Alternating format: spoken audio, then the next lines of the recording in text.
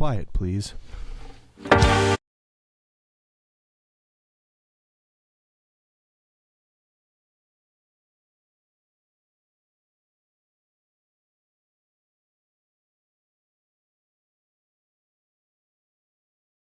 To episode number 2 of the No Pictures on a Scorecard podcast. I'm glad to be joined again by my co-host Ari, and I'm super excited this week. We finally get to talk about 2 weeks of links golf back to back, the only 2 weeks of the year, basically, Ari, that the world pays any attention.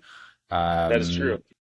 So super happy to dive into this week. And again, I think some really interesting storylines came out of the last couple of weeks. Obviously, Genesis, I know Tom Kim kind of won again for the first time in a while, but I think unfortunately the biggest storyline there was probably the Scotty Scheffler miscut, which we'll get into shortly. And is he having a slump? And then obviously great to see Ryan Fox winning the British Open, but again, another storyline then is Sam Burns ever going to get over the line, which we'll get into shortly. But how's it been for you to celebrate links golf, being an American living in Scotland, playing links every day? How excited have you been to see the pros over there getting at it? No, it's been great. I love these 2 weeks, and watching those guys play links is so much fun, especially when it gets firm and fast like it was this past weekend. That was just so much fun to watch. So many people getting themselves in bad positions, and then you had Ryan Fox just kind of taking the certain trophy and running away with it and taking it home with him, which if you get it dialed in links, you can go low and you get the wrong bounces and it can do the opposite. So I loved it. It was great. No, absolutely. So let's dive straight in with the Genesis. Do we want to talk about the tournament as a whole, or do we want to focus on or start with Scotty Scheffler and a miscut and what that means for kind of his, I guess, subpar year so far? Again, right. I don't think he's having a subpar year versus many other people's careers, but again, curious what you think of that miscut and what that means for him potentially for the rest of this year and how his year's been going so far. Well, I was really surprised, obviously, to see that happen. He's played pretty well in that tournament before, and then, he obviously came back and played well at the British, the Open this last week, but I don't think it really means too much for his, year moving forward. He obviously had an off week. How many cuts had he made in a row? It had been like 4.5 years since he'd missed a cut. It's like 70 something, I think it was, or 80 maybe. Yeah, it was a pretty ridiculous streak going. And, I think he just had an off week. And he's having a bit of an off year, but, we talked about this before. His off year is better than just about anybody else's on year. So he's still clearly the best player out there.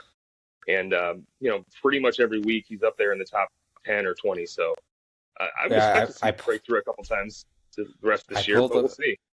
Yeah, I pulled up the stats before we hopped on this. I'll just read a few of them out and then you can kind of react to it and tell me if this is an off year or not. So again, world ranking number 1, wins 1, cuts made 15 of 16, top 10 finishes 10, official season earnings 15.1 million. So he's averaging just over $1 million bucks tournament. And then stroke average 68.24, PGA Tour rank 1. Strokes gained total plus 2.15, PGA Tour ranking 1. And again, he's ranked first in 7 or 8 different metrics, and then he's top 10 basically in everything else other than driving distance and driving accuracy. I mean, it sounds to me like the only thing that's missing is the wins. And he's been right there. So previous years, everything kind of went his way, and this year it seems to be the opposite, but he's good enough that he'll fight through it, and I'd be surprised if he doesn't pick up another win or two the rest of this year. Yeah, sadly. Again, it pains me to say it now. Like, major season's already over. I mean, we're in July and the majors seem to have come and gone. I know there's been a huge talk about whether the major season's too short nowadays. So if someone is having a month or two of not playing their greatest golf, they miss out. But I know for me, I used to love how the major season was a little bit more spread out. It always seemed like kind of you had a nice sprinkling of it now, whereas it seems just so condensed now, the scheduling. So I would definitely love to see something like that change here in the near future. Yeah, I like the old schedule a lot better. And it was better for the PGA. I think at least you had a reason to watch the PGA. It doesn't really still have an identity. And I think, more course options. And I just think it's a better major for Glory's last shot rather than whatever they're calling it now. Yeah, no, agreed. Anyway, we totally skipped over the fact that Tom Kim kind of not ran away with that tournament, but kind of a blistering 64 in the final round to kind of come back and win Do you see that kind of a score being out there on the Renaissance Club? I personally have never played it. I'm sure I know you've been. I'm not sure whether you've played it a lot. But what do you think of that win for him as a golfer and kind of his career now? Again, he came out the gate firing young, and then kind of took a bit of time to figure this out. But what do you think of kind of him back in the winners circle, and what that means for him going forwards? It was nice to see. I think he's a good young talent, and he's had a little bit off performances the last little while, but that 64 was great. I love seeing somebody go low on Sunday to win, and I think he's a solid player, and he's going to be somebody we talk about for a long time. And obviously Bob McIntyre was up there as well going into the final round. He was. How was the partisan Scottish crowd thinking with him up there, and what were they cheering about? Well, I mean, obviously anybody in Scotland who's Scottish is rooting for Bob. He's our national hero. And it's nice to see him play well the last couple of weeks. Unfortunately, he didn't really get it done on Sunday either week to put himself in contention. But he's always fun to watch, and never shy to kind of give his opinion or show you what he's thinking, which I find refreshing and interesting. Yeah, no, for sure. I know last episode we touched on the whole rejig of the PGA Tour. Obviously, PGA Tour really leans into the Scottish Open. I know they had a parallel event Right. this week. I think in Punta Cana. Obviously, you've got upcoming events like the Dunhill Links. You've got the Irish Open. Do you think those sort of events that the PGA Tour should be putting more of a precedent on trying to roll into this new schedule or the new global schedule? I know obviously there's the whole talk with Rory saying that he would love some of the bigger names to come and play the Irish Open, and obviously there's a host of good golf courses and the Ryder Cups going there next year and stuff. Do you think there should be more of an emphasis on some of these players making an effort to come over and play in those events to keep them going, or do you think they're just going to kind of forget about them and go play whatever's on the doorstep in the US? No, I'd like to see that happen. I'd like to see those tournaments become more important. I think any of those national opens, Irish Open, Canadian Open, they should probably be in the top track. Especially for me, the Irish Open, I'm a big fan of that tournament. It plays a lot of great golf courses, and obviously Ireland and Scotland golf-wise have a lot of parallels. So for me, yes, I'd like to see that happen. And I think Rory's kind of on the right track with his thoughts in terms of what he's planning on doing. Yeah, no, for sure. Well, obviously the Scottish Open was the lead into the big one. I mean, I'm biased, obviously being British. It's probably my favourite major, and the one if I was to win any was probably the one I'd want to win. The British Open Right. obviously kind of made its way to Royal Birkdale, which a golf course that I lived 30 minutes up the road from and played several times, never since the renovations, but probably one of my favourite links courses, especially in kind of that northwest coast of England, if not one of the better ones in the UK. Um, I know early on going into it, we had some major predictions. I think I said Justin Rose, who obviously went and missed the cut, so my picking's not very good, so no one should be betting on what I tell them. But what did you think about how the tournament played out? I know we touched on Sam Burns earlier and kind of his inability to get it over the line, but curious to hear your thoughts on the tournament as a whole. And obviously then we can dive into some of the key storylines with Fox, Young, and Burns. I thought the tournament was great. I mean, I think it's very interesting that you had three guys shoot 8 under in one round, and then the winning score only ends up being slightly lower than that. I think it's just a testament to how good a test of golf that Birkdale is, and also the conditions. You got balls bouncing everywhere, so if they end up bouncing straight down the middle of the fairway consistently, you can clearly go low. The putter gets hot, but it starts bouncing into some of that tall grass, and everything changes. So I thought it was very interesting. I felt like going into Sunday, almost anybody could win because someone could go out there potentially shoot 62 and win. Fox was close, but that didn't end up happening. But there was really obviously until the last hole, we didn't know who was going to win. It looked like maybe a playoff. It looked like maybe a three-man playoff, and then Fox got it done. So I didn't know a whole lot about him before this week. I'd obviously heard his name, and I was peripherally aware of him. But I think he might be one of my favorite new players. Just the speed at which he plays golf really speaks to me, and I love it. I mean, they barely even got the camera to him before that putter was away and towards the hole. I mean, it was literally seconds before, and I'm expecting a whole, maybe calm down a little bit and take your time and try and make this putt to win the Open. But he already had the putter blade going back, which was great, and the putt went in the hole, and we all saw what happened. So I thought that was pretty great too. But all in all, I think it was one of the better Opens recently in terms of the way the course held up. Enough birdies to make it interesting and enough, intrigue on the last day and up to the last hole. So I would say I truly enjoyed it.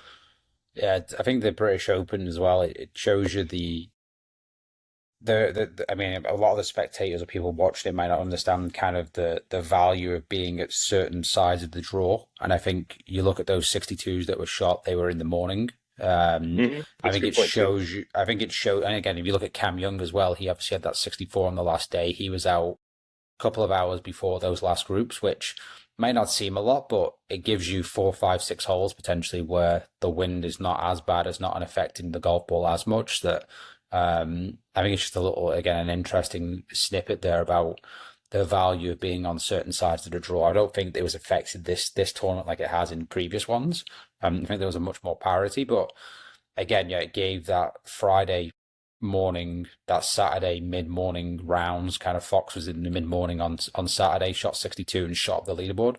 I think it gave the opportunity for that, and again made it super interesting. Then on Sunday, like you said, again teeing off on 18, it could have been a three-man playoff, or it was a walk-off birdie, and there you go. You've got a new major champion in Ryan Fox.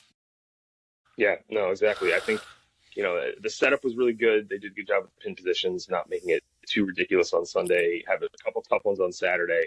And despite that, Ryan Fox in the morning goes out and shoots 62 on Saturday. That was really the first time I kind of took a look at him and said, maybe this guy has a chance to win here. Yeah. Now it's interesting as well. Last year at the Canadian Open, I was at the tournament. He actually beat Sam Burns in the playoff. So Right, those two have right. got a I bit saw of that. history going head to head against each They other. do. They do. And again, that leads in, I think, nicely to kind of, I guess, Sam Burns and Tommy Fleetwood. Are you going to start putting them in the same bracket of just not being able to get it done at the big tournaments? I mean, are we starting to inch towards that? We've got a UK version, we've got an American version now. It's interesting because these guys perform so well, but they don't get it done, and you start having that conversation. I think Fleetwood to me is a little bit more in that category. I know he finally had a breakthrough and won the Tour Championship, but he's just been up there so many times in majors and in other tournaments that he hasn't won. I think of him a little bit more that way than I do Burns, who to me maybe Burns is still in that category of the guy who's been knocking on the door enough that you feel like he's going to break through sometime soon. So I'd maybe give him another year before we start saying that he can't, finish in a major.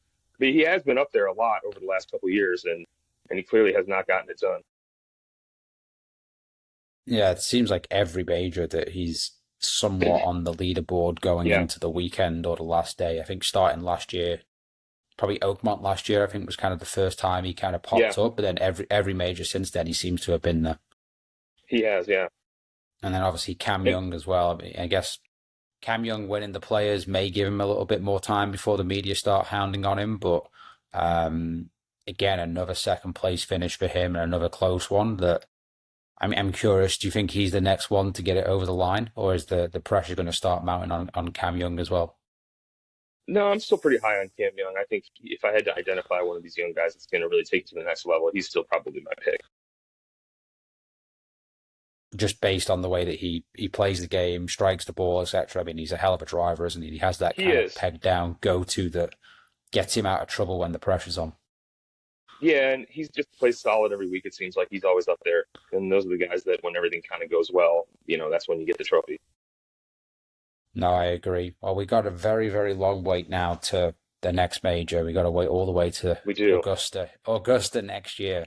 Right. How excited are you for the rest of the year from a golf perspective on tour? I mean, obviously you've got the FedEx Cup and kind of what that launches into. Like, how excited are you for that? I mean, it doesn't sound like Rory's very excited, but kind of do you pay a lot of attention now for the rest of the year, or do you kind of work on your game and wait until Augusta? Sure. I mean, a little bit less week to week. I'll definitely watch the Tour Championship and the FedEx Cup tournaments. But, it's a little bit less exciting once the majors are over. The guy that's playing well going into tournaments don't matter as much now. And I think, Rory's just been super honest lately. And I bet most of those guys feel that way.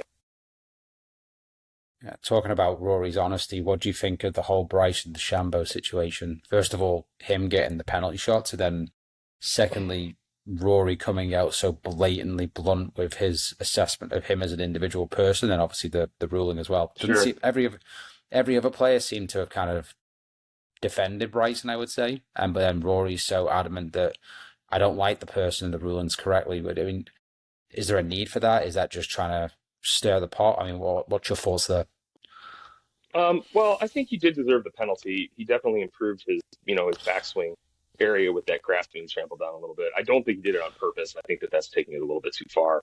I mean, I don't think any of those guys, for the most part, would do something like that intentionally, especially a guy like that who has the camera on him all the time. And his image is so important. That's basically what his entire life is now, is his image and his YouTube videos. And, if people start to lose interest in that, he's kind of in a tough spot. So I thought that was unfortunate. Maybe he needs to be a little bit more careful next time and a little bit less reckless around the ball there. Then probably Rory didn't need to come out and say that, but those two obviously have issues, and maybe it's down to the PJ Live thing and kind of how that's gone. And I mean, Rory's obviously in a place in his life where he's just going to say what he thinks and he doesn't really care, and I can respect that. Yeah, he just doesn't give two shits. Is the reality at all. of it. Right, and it seems like that's just happened since he won the Masters, a couple of years ago. Now he's kind of Yeah. achieved his goals, and it's all gravy from here. And if he says something and upsets somebody, so be it. Yeah. No, again, it's an interesting one. I think I don't think they need to penalize him personally. I mean, I looked at it a couple of times. It's like, you played enough links golf. If your routine is to walk in directly behind the ball as part of your routine, like that links golf, that fescue is pretty gnarly and pretty high. That you have to make pretty big steps to kind of trample over, not get your feet caught in. Like, I thought it was a bit unnecessary. I know Smiley Kaufman, who one of the reporters for the US broadcasters, he went back out afterwards. Like, he had a good enough lie anyway to hit it that he didn't need to do anything. So, like, yeah, I mean, I personally thought it was just a bit too much. I mean, I think if you went and watched a tour event, you'd probably see something similar to that every single week that doesn't get penalized or kind of put on blast. That I think it just potentially sets a little potential bit of bad precedence potentially. Yeah, I mean, again, I don't think he did it on purpose. He was obviously only chipping out anyways. It wasn't like he was trying to get up on the green. I just think he was a little careless around there and ended up trampling down grass behind his ball. And unfortunately, they decided that warranted a penalty. I think it could have gone either way, and I don't necessarily think that anyone else would have been penalized, or most of the guys. And you're right, that stuff does happen every week on tour. It's just not always on the camera and with a guy that's that visible. No, agreed. Again, like I said, some of the stuff that goes on with that guy, he almost brings it upon himself, Right. sadly, because I think he's good for the game. I think if you watch his YouTube channel, I think if you watch how he interacts with the fans, again, Yeah. the kids, the amount of time he takes, whether that's him personally or that's him kind of managing his image, I don't really care. I mean, I think Sure. it goes a long way, and if it keeps more people in the game, I think it's a good thing. No, I agree. I think any interaction like that with a kid is something that kid's going to remember for the rest of his life. And I mean, that's very meaningful and is one of those things that could bring that kid to golf and get him playing more. And, he's trying to reach a different generation of people and, people in a different place. And I respect that too. I respect a lot of things about Bryson. I wonder if things might have been different for him the rest of the tournament had that not happened. He obviously got quite emotional and upset about it that night. And, he was kind of joking around throughout the rest of the tournament, pretending to, weed whack and stepping real deliberately and joking around. And I wonder if he was just kind of distracted the rest of the tournament after that happened. Yeah, I'm not sure. I mean, what did he finish in the end? Was he top 10? It was close to that, around that He was. number. I believe he shot around par on Sunday, and he Yeah. ended up being like 5 back or something like that. Yeah, I mean, I think he would have taken that starting the week, considering he hadn't made one of the cuts in the majors the whole That's also year. true. So Right. I That think was actually a big was story going into the week. That correct. completely I mean, narrative changed on. yeah, the pressure was on him, wasn't it, to kind of say like, It oh, was. and again, it hangs over all those live guys, doesn't it? Unfortunately, I mean, again, like you obviously see Lucas Herbert was up there, who's obviously one of the live guys, but it hangs over all of them that they don't play enough competitive golf now, and they're not ready for these majors. And Right. I know Bryson's won a major since he's been on live, but still, like he's the only one really who's continued to break through and knock on the door ultimately. Yeah, that's true. And he seems to kind of do his own thing anyways with the way he approaches the game and the way he approaches working on his game and all of that's a little bit different than the rest of those guys. But I Yeah, wonder how for that'll sure. change in the coming years as Liv kind of fizzles out. That narrative Yeah. kind of goes away soon. It'll be interesting to see, won't it? I mean, I know from a business perspective, they're still out there stating they're trying to raise money and stay in Right. business. So we'll see what that looks like. They have an event this week in the UK, the JCB, I think. So again, like we'll see, won't we? I mean, again, there's more and more guys starting to migrate away from live back to the tour. Obviously, Patrick Reed, Koepka. Interesting to see come the end of the year what Rahm and the Brysons of the world will do. I saw Henrik Stenson joking around that the PGA Tour are taking his security tag off his ankles if he's been a criminal now in the next couple of weeks, so he can play again on the seniors tour. So there's some interesting stuff that's going on. That's for certain. Yeah, and it was nice to see some of those guys at the Scottish, like Rahm and Hatton. Yeah. Anytime you can get more of the better players in the world together to play together is a big bonus in my field. No, agreed. And especially again, you've got a Ryder Cup again next year, and again, Right. it was fiery last year in New York. I'm sure it's going to be a big event next year in Adair. I mean, that's going to be a phenomenal turnout in terms of the crowd over there in Ireland, which would be great. Yeah, no doubt. You have another US versus competition in a couple of weeks, well, a couple of months, haven't you? The Walker Cups over at Lahinch in Ireland as well, which again will be great. I'm not sure how many people follow the kind of the amateur game, but I've been to a couple of Walker Cup matches, the one when they were at Lytham and one of the other ones as well. I mean, it's one of the best kind of things to go and watch. The crowds are tiny. You get to literally follow the next generation of top guys, and I always keep an eye on the Walker Cup. I think it's a great competition. Yeah, I agree. And the courses they play for the Walker Cup are next level. I mean, they're better than the majors. They played Cyprus And last year. They're at Lahinch this year. One of the best links courses in the world. I mean, I know it's held an Irish Open recently, so it's getting a little more publicity, but one of my absolute personal favorites. Yeah, I mean, yeah, like you said, I think the Walker Cup or the USGA and the RNA, they kind of really lean into some of the best golf courses they can do. I mean, I pulled it up before as well, and then when I was going to talk about it, they've got Lahinch, 2028, they're going to Bandon Dunes, which again, I think gets a bit of a bad rap because the USGA kind of ruined it, I think, when the Open was there. But anyway, 2030 Prince's Golf Club, which is phenomenal in the UK. Then 2032 Old Open venue. Yeah, 2032 Oakmont, and then 2036 Chicago, 2040 National Golf Links of America, 2044 Pine Valley, 2048 Cypress Point, and then 2052 Seminole. I mean, what can you really say about that? I mean, Pretty literally, amazing. you get to play basically a top 25, top 30 course in the world every time they tee it up for the Walker Cup. Yeah.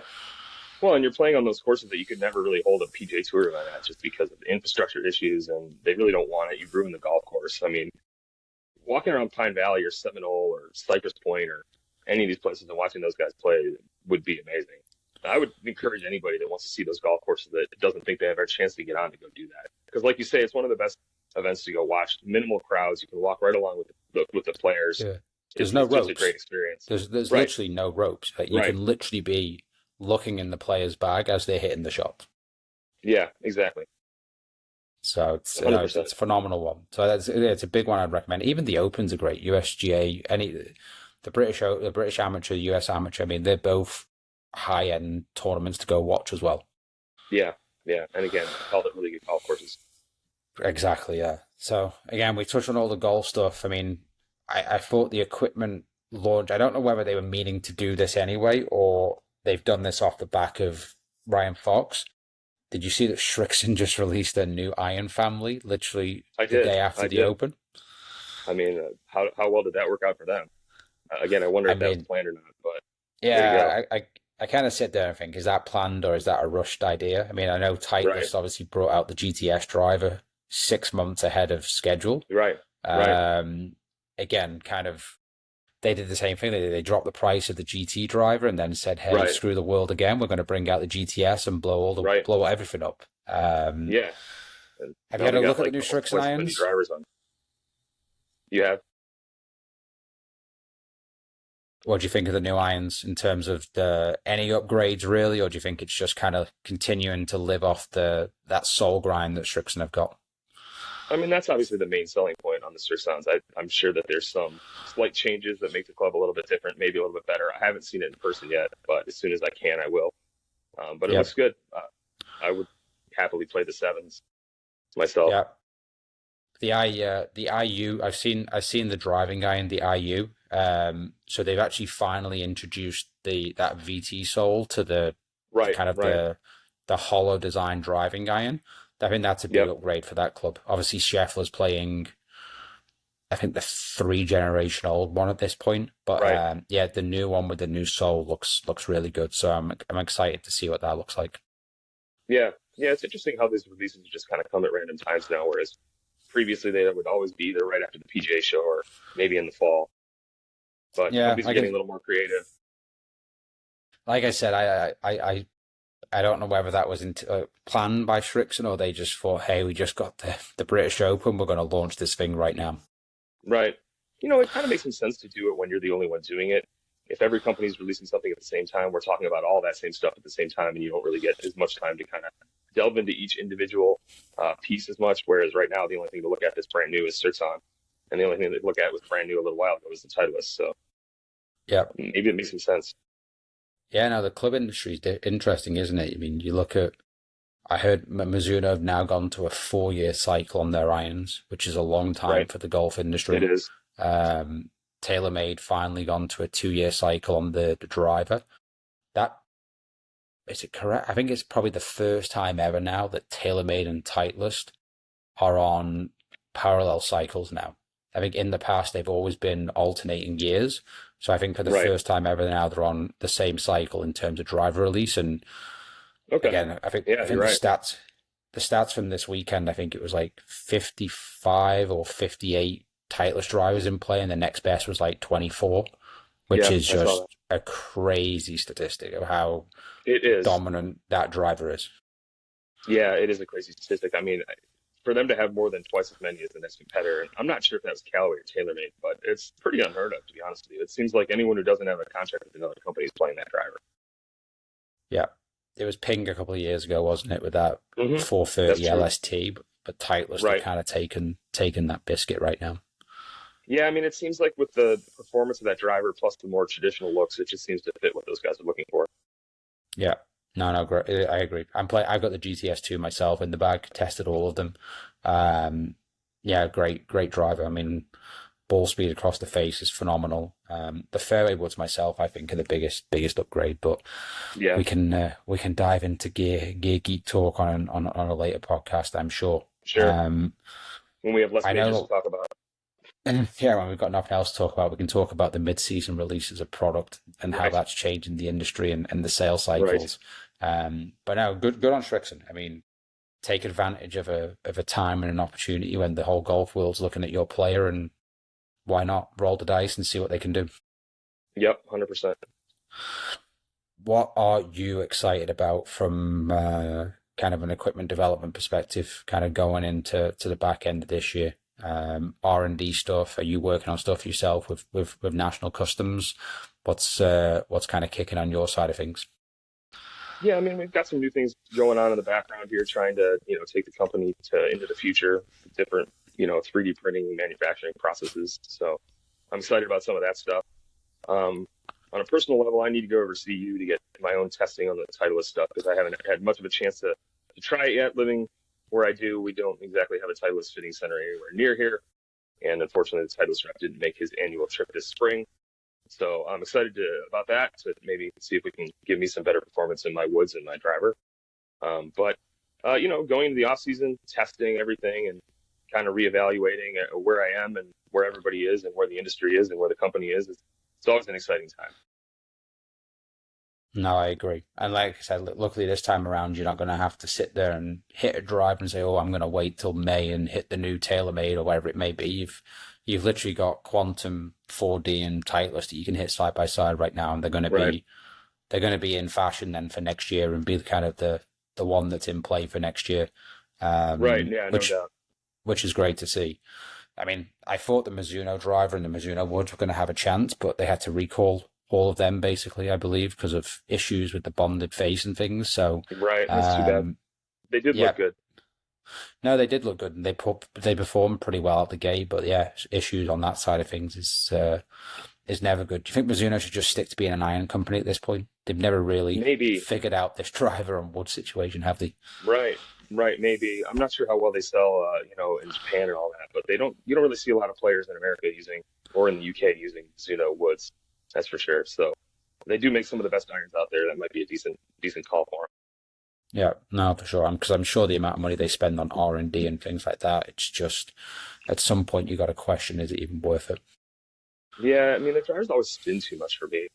They always look good. They always feel good, but I can never get that spin rate down, even on the one that's supposed to be lower spin. Yeah, So I don't know. no, agreed.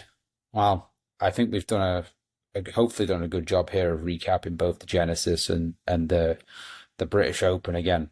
I don't think either you or I I don't think we either had a horse in the race for either of them, to be honest, once Bob and some of the English guys kind of dropped out. But again, happy Right. for Ryan Fox. Again, I don't think, I mean, from all accounts, he sounds like he's a great guy. And I just noticed the other day as well, sports psychologist I used to work with, Carl Morris, has been working with him for several years. So I'm happy for that. And I'll have to talk to Carl about potentially getting him on the podcast here in the future as well, which I think would be a great guest, and talk to him about some of the psychology side of things. Yeah, that'd be great. And yeah, I loved watching Ryan Fox win this weekend. I hope everybody out there just remembers how fast he plays, and maybe emulate that a little bit in your own game. Yeah, I saw a video, a stopwatch. I think it was like 9 seconds from pulling the club to hitting the ball. My favorite video I found, and I'll send you when we get off, is he was playing with Scotty Scheffler, and he hit his drive. I think it was 24 seconds after Scotty Scheffler hit his. He basically was walking up there pegging the ball as Scotty was picking his tee up. And then by the time Scotty turned around, he was hitting the ball. So, I mean, that's amazing. Talk about being ready to go. Ready golf fans. Everybody, ready golf is the way to go. Yeah, ready golf, and remember, no pictures on a scorecard. So appreciate everyone tuning in for episode number 2, and we'll be back at you in a couple of weeks' time. Thanks, everybody. Thanks, guys.